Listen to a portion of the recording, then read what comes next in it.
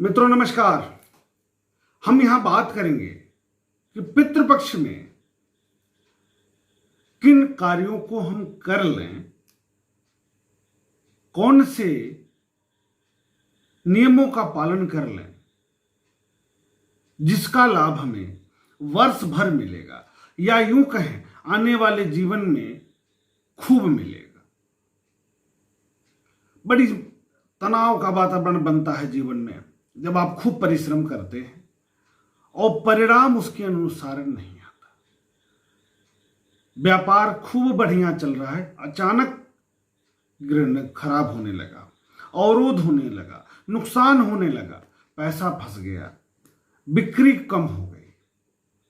सरकारी नौकरी में है, पैसा भी आ रहा है लेकिन सुख नहीं मिल रहा। प्राइवेट सेक्टर में है, नौकरी कर रहे हैं, पैसा भी है लेकिन अधिकारियों से तनाव का वातावरण बना हुआ है। बड़ी खराब स्थिति, उलझा हुआ जीवन है, तनावग्रस्त जीवन है। पुत्र संतान की प्राप्ति खानदान में नहीं हो रही है। महिलाओं की संख्या अर्थात पुत्रियों की संख्या में वृद्धि हुई है। बड़ी विडंबना है। डॉक्टर कुछ कहते हैं, ज्योतिषी कुछ कहते हैं, लेकिन मूल बात है क्या? कुंडली देखकर बताया जाता है कि कुंडली में कुछ ऐसे दोष होते हैं, पितृ दोष होते हैं, ऋणी देव ऋण होता है, अतिथि ऋण होता है, भूत ऋण होता है। 5 प्रकार के ऋण हैं जीवन में। पूरा जीवन, व्यक्ति का जो पूरा जीवन है वह कर्ज पर आधारित है। यदि आपने किसी को कर्ज दिया तो वो आपको सूद सहित लौटाएगा, आज नहीं तो कल। कोई बेईमानी किया तो भरेगा, आपने किसी की बेईमानी की तो आपको भरना पड़ेगा। यही तो कर्म का सिद्धांत है भाई। कर्म करिए, यदि आपने अच्छा किया है तो आपको मिल जाएगा, खराब किया तो और रिटर्न मिलेगा। अब ग्रह बताते हैं कि आप अच्छा करके आए हैं कि आप बुरा करके आए हैं। माँ के साथ अच्छा किए हैं तो माँ अच्छा करेगी, माँ के साथ बुरा किए हैं तो बुरा करेगी। इसमें कोई दो राय नहीं है, मिलेगा गड़बड़। पिता के साथ गलत करेंगे, अगले जन्म में पिता से पीड़ित होंगे। बहुत देख रहे होंगे कि वर्तमान समय में भी पिता का सहयोग नहीं मिलता, या पिता के साथ आपने गलत किया, अगले जन्म में वो पितृ पुत्र के रूप में जन्म ले लेंगे, फिर आपका भूसा छुड़ा देंगे। तो देखिए, सारी चीजें संतुलन की बात है और कर्ज पर आधारित है। जैसा देंगे वैसा हम पाएंगे। अब करते क्या है, गलती होती जाती है और हम पता नहीं कर पाते कि हमारे जीवन में कौन सी गलती हो गई, यानी किस गलती का हम आज भोग रहे हैं, सजा या परिणाम। तो कहां से पता चलता है भैया? तो यह पता चलता है कुंडली में विद्यमान ग्रही दोषों से। यदि कुंडली में पितृ दोष दिख गया तो मान के चलिए कि आप मानसिक, शारीरिक, सामाजिक, धार्मिक, आध्यात्मिक दृष्टि से उलझे हुए महसूस करेंगे, उलझन भरा महसूस करेंगे। घर में घुसते ही एक नकारात्मकता दिखेगी, एक नेगेटिविटी आपको दिखनी शुरू होगी या दिखेगी। तब क्या करेंगे भैया?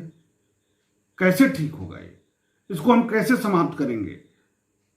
कुछ नियम है। यदि आप बहुत बड़ा नहीं कर सकते, लॉकडाउन की स्थिति है इस साल, आप गया जा नहीं सकते, बद्रीनाथ जा नहीं सकते, कहीं जब बाहर जा नहीं सकते, सामूहिक कार्य कर नहीं सकते, तो कौन सा नियम करेंगे? कौन कार्य करें जिससे पितर प्रसन्न भी हो, दोष भी कम हो जाए, आपका जीवन में सुगमता आ जाए? छुटकारा तो नहीं है, गया जाना पड़ेगा, बद्रीनाथ जाकर के तर्पण करना पड़ेगा, श्राद्ध कर्म करना पड़ेगा, लेकिन नहीं कर पाते हैं तो हम क्या करें? इस अवधि में छोटा छोटा नियम है, छोटे छोटे नियमों का यदि हम पालन करके बड़ा कार्य कर लें तो उसमें बुराई नहीं है। इसको नियम बना लें, प्रतिवर्ष करें।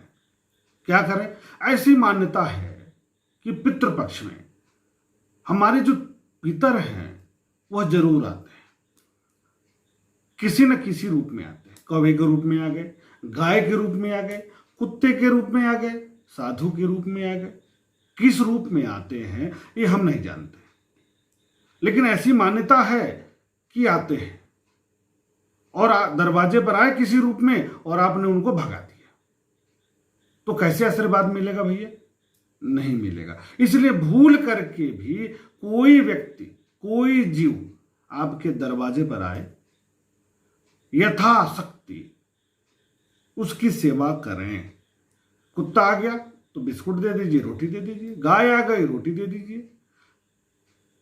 कोई भिक्षुक आ गया तो जो भिक्षुक है उसको कुछ अन्न दे दीजिए, लेकिन कुछ खाली हाथ नहीं लौटाना है और डांटना नहीं है, गलत व्यवहार नहीं करना है। दूसरा, पशु पक्षी के रूप में भी आ सकते हैं, तो आपके इर्द गिर्द जो पशु पक्षी हैं, आ रहे हैं, उनको अन्न जल अर्पित करिए। इसी कारण ना कौवे को भी अब निकाला जाता है ग्रास, कौवे के लिए भी कुछ अन्न का भाग निकाला जाता है, यही है, इसी कारण से निकाला जाता है। इसलिए उनको भी अन्न जल देने का प्रयास करें। इससे पितृदेव संतुष्ट होते हैं, प्रसन्न होते हैं। अब जो व्यक्ति पितरों का श्राद्ध करता है उसे पितृपक्ष में ब्रह्मचर्य का पालन जरूर करना है। पितरों को जो श्राद्ध कर्म करता है, तर्पण करता है, अर्थात जिनके पिता माता पिता नहीं हैं और वो तर्पण का कार्य कर रहा है, श्रद्धा के साथ श्राद्ध कर्म करेगा, उसको ब्रह्मचर्य का पालन करना चाहिए और मांस का भक्षण नहीं करना चाहिए, मदिरा का भक्षण बिल्कुल नहीं करना चाहिए। सात्विकता के साथ जीवन जीना चाहिए। विशेषकर इस अवधि में क्या नहीं खाना चाहिए? तो पितृपक्ष के दौरान चना, मसूर, सरसों का साग, सत्तू, जीरा, मूली, काला नमक, लौकी, खीरा और बासी भोजन नहीं खाना चाहिए। और क्या करना चाहिए? भाई स्थान का महत्व है, गया का महत्व है, बद्रीनाथ का महत्व है। वहां जाकर पितरों का जो हम श्राद्ध करते हैं ना, तो उनको मुक्ति प्राप्त हो जाती है, मुक्ति मिल जाती है, उनका आशीर्वाद प्राप्त हो जाता है। जैसा कि प्रभु श्री रामचंद्र जी ने भी अपने माता पिता का श्राद्ध कार्य गया जी में किया था, वहीं करना चाहिए। लेकिन यदि आप नहीं जा पा रहे हैं तो कहां कर सकते? तो अपने मूल निवास पर करेंगे। किसी और के घर श्राद्ध कार्य नहीं करना चाहिए और नहीं कर सकते। आप अपनी जमीन पर करिए। भाई आप मूल घर नहीं जा पाते, आप जहां निवास कर रहे हैं, जहां आपका घर है अपना, वहां करिए। क्योंकि वो आएंगे तो आप मूल स्थान पर या जहां आप लोग सब लोग काफी दिनों से रहते आ रहे हैं वहां करेंगे। मूल स्थान पर चले जाएं तो और बढ़िया है। नहीं जा पा रहे हैं तो जहां रह रहे हैं वहीं करिए, लेकिन अपनी जमीन पर, अपने घर पर करेंगे। अब उसके बाद क्या करेंगे? किसका इसमें प्रयोग किया जाता है? किन कपड़ों का, किन सामानों का, किन सामग्रियों का? तो श्राद्ध एवं तर्पण क्रिया में काले तिल का बड़ा महत्व है। श्राद्ध करने वालों को पितृकर्म में काले तिल का इस्तेमाल करना चाहिए, प्रयोग करना चाहिए, सफेद और लाल का नहीं। अर्थात इसमें केवल काले तिल का प्रयोग करना चाहिए, कुश का प्रयोग करना चाहिए। सफेद या लाल तिल का प्रयोग वर्जित होता है। पितृपक्ष में पितरों को प्रसन्न करने के लिए ब्राह्मणों को भोजन करवाने का विधान है, ब्राह्मणों को भोजन दान करने का विधान है। लेकिन अभी क्या है, एक वातावरण बन रहा है। हम पितृपक्ष में श्राद्ध की बात छोड़िए, हम उनकी 13वीं नहीं, कुछ लोगों का तो ऐसा शुरू हो गया परंपरा कि 13वीं नहीं करेंगे। तो भैया मत करो, उसी श्रेणी में आप भी आओगे। जैसा बोओगे वैसा काटोगे, कर्म का सिद्धांत है। आप हमारे लिए नहीं कर रहे हो, आप अपने लिए करते हो, आप अपने माता पिता के लिए करते हैं। यदि आप परंपरा तोड़ते हैं तो तोड़िए, मुझे क्या जाता है। लेकिन हमारा जो कार्य है बता देना कि इस तरह का विधान है। क्योंकि आप जानते हैं कि अध्यापक अपना जो कर्म होता है बखूबी करता है, पढ़ा देता है। आप नहीं पढ़ोगे तो परीक्षा में फेल आप होगे, करियर आपका खराब होगा, अध्यापक का नहीं होगा, गुरु का नहीं होगा।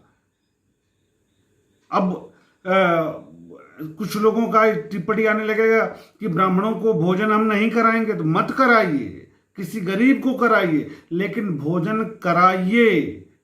ब्राह्मणों का भोजन कराएंगे, ब्राह्मणों को कराएंगे जो विधान के अनुसार होगा, अन्य को कराएंगे तो विधान के अनुसार नहीं होगा, फिर भी लाभ आपको मिलेगा, इसमें दो राय नहीं है। आप जैसे भी करिए, लेकिन भोजन का दान जरूर करिए, वह भी उन व्यक्ति को करिए जो सात्विकता के साथ रहे, जो धार्मिकता के साथ रहे, उनको कराइए। ऐसे लोगों को ना कराइए जो मदिरापान करते हैं, मांस भक्षण करते हैं और गलत कार्यों में लिप्त हैं। उनको कराने से कोई लाभ नहीं होगा और नहीं तो हानि हो जाएगी, और पितृ प्रसन्न तो नहीं होंगे। अब अगली बात आती है, 8वीं बात, कि इस दिन, अगर जिस दिन श्राद्ध कर्म है, उस दिन क्या करें कि गौ ग्रास निकालें, कौओं का ग्रास निकालें, पक्षियों का ग्रास निकालें, और किसी हम ऐसे व्यक्ति का ग्रास निकालें जो गरीब है, कोढ़ी है, अंगविहीन है, उसको आप भोजन का कुछ पार्ट दे दें। नहीं कर पा रहे हैं तो कुछ सामान दे दें उसको भोजन का, या कुछ नहीं कर पा रहे हैं तो कुछ दक्षिणा जरूर दे दीजिए। इसको भी आप करेंगे तो बहुत अच्छा रहेगा, इसमें दो राय नहीं है। श्राद्ध का अन्न ग्रहण के बाद कुछ न खाएं। इस दिन अपने घर पे भी भोजन नहीं खाएं। ये किनके लिए है? उन ब्राह्मण लोगों के लिए है जो श्राद्ध कार्य में जाकर भोजन करते हैं। वो अपने घर आकर के बिल्कुल कुछ नहीं खाएंगे, अगर कहीं खा लेते हैं तो। लेकिन अब तो वैसे भी कम हो गए लोग, दूसरे के वहां भोजन कम करते हैं, फिर भी इसका पालन करने से आपको लाभ ही होगा। अब 9वीं बात क्या आती है? 9वीं बात यह है कि हम नहीं कर रहे हैं, ये शास्त्र के अनुसार है, शास्त्र सम्मत है। अब कहां है? गरुड़ पुराण उठाइए, उसमें देखिए, उसमें स्पष्ट है, पितृपक्ष में कुत्ते, बिल्ली और गायों को भी किसी तरीके से हानि नहीं पहुंचाना चाहिए। पहले तो हमने पहले बता दिया कि किसी जीव का ना करिए, लेकिन विशेष रूप से बिल्ली हो गई जो घर में घूमती रहती है, बहुत लोग क्या करेंगे, मार देंगे, ऐसा ना करिएगा। गाय के साथ दुर्व्यवहार नहीं कर सकते आप इस अवधि में, बिल्कुल करना तो कभी नहीं चाहिए, लेकिन इस अवधि में तो बिल्कुल ना करिए। गाय, बिल्ली और कुत्ते के साथ दुर्व्यवहार नहीं करना है, आपको स्ट्रिक्टली मना है, इसका ध्यान रखिएगा। मान्यता के अनुसार पितृपक्ष के दौरान नए वस्त्र भी नहीं पहनने चाहिए। नए वस्त्र मतलब कोई नया कपड़ा खरीदें और उसका शुरुआत न करें। इस बीच में संभव हो तो नया वस्त्र न खरीदें, पुराने वस्त्रों से ही कार्य चलाएं।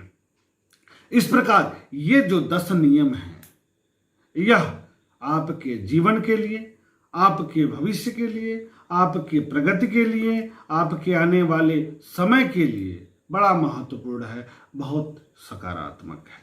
इसको आप करिए, इनका पालन करें, यथा संभव जितना हो सके उतना आप करें, लाभ आपको होगा, लाभ आपको देखेगा और आपके पितर आप पर प्रसन्न हों, आशीर्वाद प्रदान करें।